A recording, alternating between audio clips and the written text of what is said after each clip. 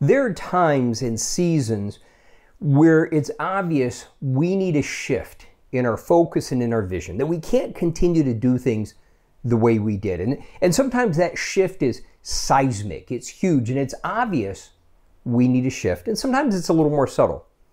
That's not the challenge so often. The challenge so often is that frustration where, why is it so many of the team recognize we need a shift, but we can't get them to buy into the vision?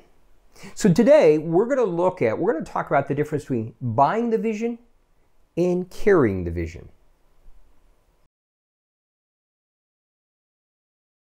Welcome to God Powered. Now, what we're talking about today is those who can carry the vision and those who buy into the vision. And I'm going to explain what I mean by this. And one of the great frustrations is when you're leading any organization, a business, a ministry, whatever it may be, and you recognize that need for a shift, for a change, maybe a whole new vision, whatever. And the frustration becomes you're sharing that vision, and there's some that seem to get it and others that don't. Now, the normal way that we respond to this is to continue to share the vision over and over and over, as if communicating it more frequently is going to get them maybe for the light bulb to go off, however we want to consider that.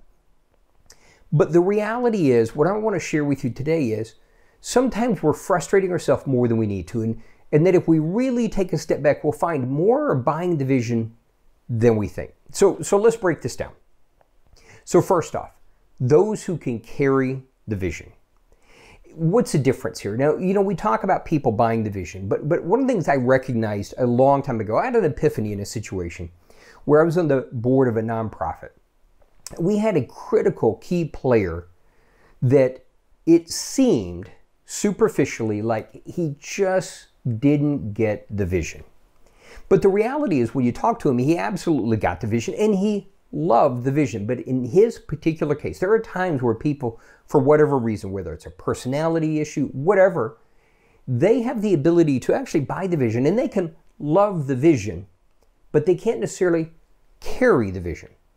And those that carry the vision are the ones that are just so encouraging. They're the ones that not only get it, but they're on board immediately. What do you need me to do? How can I help? So that first group, those who could carry the vision, that's great. They get it.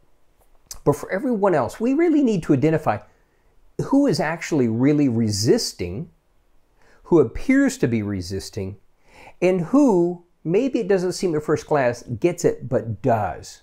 And we just need to adjust our expectations of their role going forward. So again, we're coming back to, so that group that can carry the vision, they get it, they're on board, they're asking, what do you need me to do? Now, we don't want to ignore them, but for the purpose of this exercise, we're going to set those aside and we're going to look at the next three groups. And again, there's a group that maybe we don't recognize at first, but if we'll take some time, we'll realize they absolutely get it. They love the vision. And for whatever reason, and the reasons actually don't even matter, they don't have the ability to carry the vision, but they're not really resisting. They're on board and they actually want to see it happen. And what we need to do is we need to recognize and affirm those people. Don't frustrate ourselves. They're on board and they're ready to do what they can do, but it may not be at the level that we thought it might be. And their inability does not indicate that they're not absolutely on board with us. So let's get rid of one frustration right off the bat. But then there's that group that appear to be resisting. They're continually asking, not just hard questions, they appear to be communicating resistance. Okay, now there is a group that may actively resist. And those are ones we've really got to try to work with. But here's the other thing I learned years ago. We can get absolutely frustrated with those who appear to be afraid of the vision, they're concerned, whatever. And here's one of the things I learned years ago. So often that those that are asking lots of questions, they appear to be either maybe a little afraid of the vision, concerned, whatever. You know what it is? They just are looking for reassurance. They're actually not battling us. They're actually not trying to resist the vision, but what they're really looking for. So when we just continue to communicate the vision, the disconnect is we're not actually meeting them in their place of need. And if we can meet them where they need to be and give them the assurance, the reassurance that they're looking for, they can be a valuable contributor to what we're doing and where we're going. But what do they need? They need that extra reassurance. And they're communicating that by those questions, those what-abouts. What appears to be resistance isn't, but really it's them communicating, I just need help fully buying this vision. And how do we help them with that? We show them how we've pursued God. We let them talk through their concerns and we respond to those concerns, because those concerns are not trying to derail the vision. They're not trying to resist the vision. They just are looking for reassurance from you and I that we really are on board, that we get it, that we've sought the Lord, that we understand the challenges that will go with it. So their concerns really are just them indicating that they need some reassurance. And what we'll find is if we identify that group and take the time to meet their concerns, many times they will become productive, active participants in moving that vision forward. Now, finally, there is that group that for whatever reason absolutely is resisting the vision. Okay? And it's not unusual. Why? We all hate change. As much as we say we want to embrace it, I think we can be honest with ourselves, and reality is we all hate change. We all hate the unknown.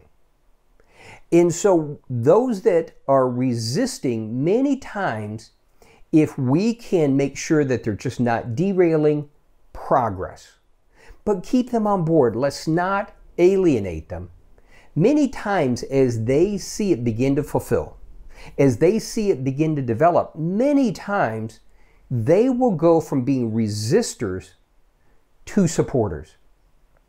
The challenge becomes we frustrate ourselves and we frustrate them when we continue to just reiterate the vision over and over and over as if that's what's going to change something, as opposed to recognizing in each group their unique makeup. And it may change, those groups may change based on different projects, different visions. Okay? But we need to recognize, again, those that can carry the vision. There's the champions that are ready to run.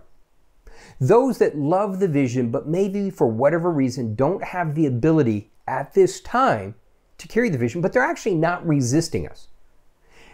That third category, where what appears to be resistance is really just a call for reassurance. And then that final group that may be actively resisting at the moment, but as long as we can keep them from derailing things, many times, once it's fulfilled, can really become active supporters. So instead of frustrating us, frustrating themselves, let's have the wisdom to recognize where they fit in the scheme and what do we need to do to help them succeed in moving the vision forward.